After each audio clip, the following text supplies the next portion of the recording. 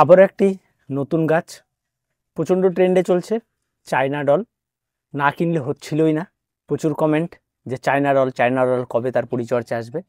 Indoor plant বর্তমানে ছেয়ে গেছে। যেখানে খেতে যাও, রেস্টুরেন্ট থেকে শুরু করে হোটেল যেখানে যাও, ঘরের মধ্যে বসানো রয়েছে।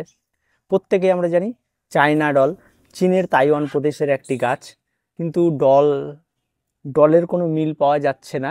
তবে হয়তো গাছের গঠনটা একটা ডলের মতো হতে পারে, তাই চায়না ডল। গাছটি ক্রয় করতে গেলে জায়গা বিশেষে বিভিন্ন রকম দাম নিয়ে নিতে পারে। আমার কাছে 250 টাকা নিয়েছে। তবে গাছটির তেমন কোনো বিশেষত্ব নেই যে এত দাম নেওয়ার, কারণ গাছটি দেখে পরিষ্কার যেটা বোঝা যাচ্ছে, নর্মালি কাটিং থেকে চারা তৈরি হয়ে যাবে, আর তেমন কোনো কঠিন কিছু নেই। তবে গাছে ফুল হয় একটার সময়, ফুলটা বেশ সুন্দর হয়, অনেকটা টেকুমা টাইপের ফুল হয়। টেকুমার যেমন ফুল হয় সেরকম পিঙ্ক কালারের ফুল হয়, সেটা দেখতে অনেকটা বেশি সুন্দর। গাছ যখন বড় হয় তখন। গাছের মাটির মিশ্রণ এখনও করিনি, যখন রিপোর্টিং করব তখন অবশ্যই আপনাদের জানাবো, কারণ নার্সারি থেকে সবই নিয়ে এসেছি। আর আনার পরেই কখনোই রিপোর্টিং না, গাছ কিছুদিন রেস্টে রাখতে হবে, তারপর তার রিপোর্টিং করতে হবে। তার সঙ্গে সঙ্গে গাছ কেনার সময় আপনাকে দেখে নিতে হবে এর পাতা। মেন বিষয় হচ্ছে এর পাতা। পাতা প্রচণ্ড গ্লেজি পাতা, তবে আমার কাছে আসার পর আমার অতটাও গ্লেজি লাগে না। তবে অনেকে বলে লাইট পড়লে প্রচণ্ড গ্লেজ হয়। তবে দেখা যাক কতটা। লো সানলাইটের গাছ বলছে যে খুব একটা বেশি রোদ লাগে না, তবে ঘরের ভেতরে অন্ধকারাচ্ছন্ন জায়গায় রাখা যাবে না। তবে যদি ঘরে সিএফএল বাল্ব বা কোনো লাইটের আলো থাকে তাহলে কিন্তু এই গাছ হবে, এটা বলা হচ্ছে। তার পরীক্ষামূলক কোনো প্রমাণ আমার কাছে নেই, এখন আমার কাছে রয়েছে। এটা এখন দেখতে হবে যে কেমন কি। আপনারা হয়তো অনেকে চায়না ডল ক্রয় করেছেন। প্রথম কথাই বললে কি, গাছের গোড়া মাটি তো পুরো লাল। গাছটা কি তাহলে পুরুলিয়ার সাইড থেকে এসছে? লাল মাটির দেশের গাছ, যাই হোক, যাই না। এই মাটি বাপরে প্রচণ্ড শক্ত মাটি, একদম পুরো লাল মাটি, দেখে মনে হচ্ছে যেন ইট গুঁড়ো করে দিয়ে দিয়েছে। তো এগুলো বাইরেরই গাছ, এখান থেকে আসেনি। তারপরে আর একটা বিষয় যেটা থাকে গাছের, গাছ ক্রয় করার সময় অবশ্যই ফ্রেশ গাছ দেখে নেবেন। গাছের সাইজ অনুযায়ী গাছের দাম হয়ে থাকে। আর তেমন কোনো বিশেষত্ব আমার খুব একটা মনে হচ্ছে না যে খুব দারুণ একটা বিষয় থাকবে গাছে। তো তেমন খুব একটা লাগছে না, একদম নর্মাল গাছ মনে হচ্ছে। যে বাকি যে সমস্ত গাছ হয় তার থেকেও এটা একটা বৃক্ষ জাতীয় গাছ যেমন হয় তেমন। গাছের হাইট বেশি হয় না শোনা যাচ্ছে, তবে গাছে প্রুনিং করলে, গাছে কাটাই ছাটাই করলে অনেকটাই গাছ বাড়ে, এমনটা রয়েছে। তবে গাছের চারা কি করে তৈরি করব? গাছের গঠন দেখে মনে হচ্ছে কাটিং থেকে অনায়াসে চারা তৈরি হয়ে যাবে। তবে চারা তৈরি করব, তবে কাটিংয়ের রিস্ক নিব না।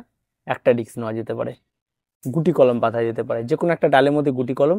কারণ গুটি কলমটা যদি এখন বাঁধার সময় চলছে যদি বেঁধে ফেলতে পারি, তাহলে পরবর্তীতে আর কোনো সমস্যা থাকবে না। আর গুটি কলমটা আপনাদের শিখে নিতে হবে যে কি করে গুটি কলম করবেন। চলুন আজকে গুটি কলমটা শিখিয়ে নিই আপনাদের। আর তাও আবার নতুন গাছ, যেহেতু টবে সেট রয়েছে কোনো ব্যাপার নাই। যদি হয়ে যায় তাহলে তো বোঝাই যাবে কাটিং থেকেও হবে। চলুন দেখে নিই গুটি কলমটা কি করে করতে হয়।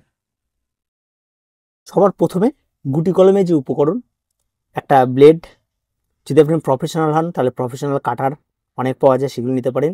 একটু মাটি লাগবে, যে মাটির মধ্যে একটু আপনি গোবর সার মেশানো থাকবে, আর একটু এঁটেল এঁটেল মাটি হলে বেশি ভালো। আর একটা প্লাস্টিক লাগবে, আর বাঁধার জন্য সামনে এরকম দড়ি হলে প্লাস্টিক দিয়ে আপনি বেঁধে দিতে পারেন। তো খুব সহজ। তো চলুন স্টার্ট করা যাক। সবার প্রথমে গুরুত্বপূর্ণ যে বিষয়টি রয়েছে সেটা হচ্ছে গাছের ডাল চুজ করা। গাছের ডাল সেটাকেই চুজ করবেন যেটা অন্তত একেবারে মাথার দিকে সবুজ ডাল সেরকম নেবেন না, ম্যাচিওর ডাল নেওয়ার চেষ্টা করবেন। তাহলে দেখবেন আপনার অনায়াসেই সে গ্রাফটিং সফল হবে। গ্রাফটিংয়ের জন্য ডাল চুজ করা অত্যন্ত গুরুত্বপূর্ণ। এই গ্রাফটিংয়ে আপনি এই সময় যে কোনো গাছের ক্ষেত্রেই করতে পারেন। গ্রাফটিং বলেন, এটাকে কলম বলে। এটা মানে প্রথমে এই জায়গাটাতে ভালো করে আপনাকে এভাবে কেটে নিতে হবে। কেটে নিয়ে এই চামড়াটিকে আমরা তুলে দেবো। একটু সময় সাপেক্ষ ব্যাপার, একটু ধৈর্য নিয়ে আপনাদের দেখতে হবে। ঠিক আছে, নিচেও ঠিক একই রকম, এখানে 2 আঙ্গুল মাপ নেবেন, নিয়ে নিচ থেকে ঠিক একই রকম ভাবে এখানেও কেটে দেবেন। কেটে দেওয়ার পর যেটা করতে হবে সেটা উপরে থেকে নিচ পর্যন্ত এখান থেকে একটা ব্লেড চালিয়ে এই চামড়াটাকে আমরা তুলে দেব। চামড়াটাকে তুলে দেব।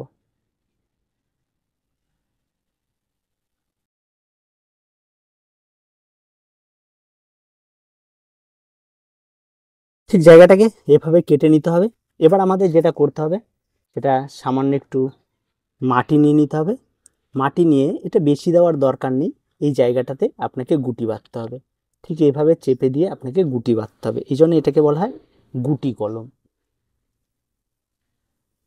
এবার আপনি যদি এখানটা একটু কাটিং এড বা এই সমস্ত জাতীয় যদি একটু কিছু লাগিয়ে দিতেন, তাহলে কিন্তু আরও সুন্দরভাবে এটা হওয়ার সম্ভাবনাটা থাকে, মানে তাড়াতাড়ি হওয়ার সম্ভাবনা। আমার অত তাড়াতাড়ি কিছু নেই, কারণ এই গাছ রিপোর্ট করতে করতে আমি এখানে এই কলম কমপ্লিট হবে তারপরেই করব, তাতে সেক্ষেত্রে অনেকটাই সময় লাগবে, অত অসুবিধার কিছু নেই। একটু জল দিলে এটাকে আর একটু ভালো ফ্রেশ হবে। এবার এটাকে আপনাকে কি করতে হবে, এরকম একটা প্লাস্টিক নিতে হবে, প্লাস্টিক দিয়ে এটাকে খুব ভালো করে বেঁধে দিতে হবে। এই প্লাস্টিক দিয়ে কেন বাঁধবো, যাতে এই মাটির মশলাটা যাতে বেরিয়ে না যায়, এই জন্য আমরা প্লাস্টিক দিয়ে এটাকে সুন্দরভাবে এভাবে পেঁচিয়ে বেঁধে দেবো। বাঁধাটা কি করতে হবে, একটা উপরে বাঁধতে হবে, একটা নিচে বাঁধতে হবে। এটা কিন্তু আমি খুব নর্মাল ভাবে দেখাচ্ছি, কিন্তু যারা প্রফেশনালি এটা করে এই বাঁধাটা আরো সুন্দর করে করে, আর এটা কিন্তু খুব ইজি এবং খুব সহজভাবে হয়েও যাবে। এখানে একটা বাঁধতে হবে। এবার আমাকে এটাকে সুন্দর করে পেঁচিয়ে এই মাটিটি সহ এটাকে নিচে বেঁধে দিতে হবে। আমি আরেকটা বাঁধা এখানটায় নিচে বেঁধে দিই।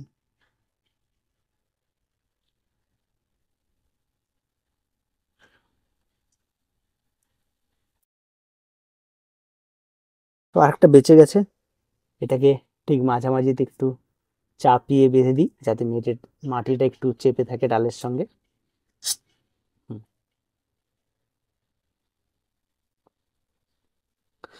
গুটি বাঁধা কমপ্লিট। এইভাবেই গুটি কলম করে, এখানে জলও দিতে হবে না, এখানে কিচ্ছু করতে হবে না, কারণ এখানে ভেতরে যে মাটি যে রয়েছে এটা কখনোই শুকোবে না, কারণ তার ভেতর থেকে যে বাষ্পীভূত হয়ে উঠবে এটা প্লাস্টিকে আটকে যাবে, আবার এটা ভিজে যাবে। এই জন্য এইখানটায় এই ব্যাপারটা থাকে, এই জন্য এটাকে গুটি কলম বলা হয়, খুব ইজি কলম। এবার চলুন পরবর্তী স্টেপগুলো কি রয়েছে সেগুলো একটু জানি। গাছের গুটি বাঁধা কমপ্লিট, আপনার পুরো প্রসেসটা দেখে নিলেন। ভাই রিস্ক নিয়ে নিয়েছি, এখন কি হবে জানি না, কারণ যদি নষ্ট হয়ে যায়, তবে নষ্ট হয় না গুটি কলম, আর এটা পারফেক্ট সময় চলছে গুটি কলমের। যারা যারা করতে চান এই ধরনের কলম আপনারা করতে পারবেন, যেগুলি একটু দেখবেন মোটাসোটা ডাল রয়েছে, কাটিং থেকে চারা করতে অনেকটা সময় লাগবে, তারা অনায়াসে বসিয়ে দিন। জাস্ট 45 ডেজ লাগবে, তারপরে কিন্তু রুট বাড়াবে। আর এই 45 ডেজের মধ্যে কিন্তু আমি গাছকে রিপোর্ট করতে পারবো না, কিচ্ছু করতে পারবো না, জাস্ট জল আর গাছে খাবার একটু দিয়ে এর মধ্যেই রেখে দিতে হবে আমাকে। আর তারপরে যদি এটা সাকসেসফুলি হয়ে যায়, তারপরে আর একটা চারাও তৈরি হয়ে যাবে, তাহলে আপনারাও অন্তত ইজিলি খুব চারা তৈরি করতে পারবেন। এবার আসি গাছ যখন কলম বাঁধা কমপ্লিট, সেই সমস্ত গাছগুলিতে প্রতিনিয়ত জল দিতে হয়, সব কিছু ঠিকঠাক রাখতে হয়। 45 ডেজের আগে সেই সমস্ত গাছকে কোনো কিছু করা যায় না। 45 ডেজ পরে যখন এই সমস্ত গাছে রুট বেরোবে, তখন এটা প্লাস এটা দুটো রিপোর্টিং করব, দুটোকে আপনাকে দেখিয়ে দেবো। তো যারা যারা আপনারা এই চায়না ডল ক্রয় করেছেন, তারা অন্তত গাছটাকে চিনে রাখুন, খুব ভালো শান্তশিষ্ট একটা স্বভাবের গাছ। এটাকে লাকি প্ল্যান্ট বলা হয়, এটাকে ঘরে রাখলে সুখ সমৃদ্ধি বৃদ্ধি পায়, এরকমই বলে অনেকে। তবে চায়না তো ঠিক আছে, কিন্তু ডলটা আজও খুঁজে পাইনি।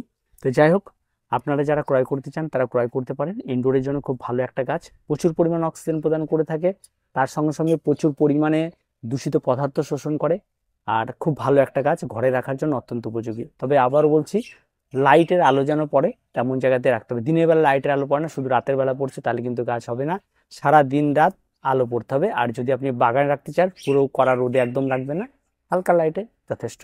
তার কিছু বলার নেই, আজকে এ পর্যন্তই। দেখা হচ্ছে পরবর্তী ভিডিওতে। প্রত্যেকে ভালো থাকবেন, প্রত্যেকে সুস্থ থাকবেন, চ্যানেলটিকে অবশ্যই সাবস্ক্রাইব করে রাখবেন।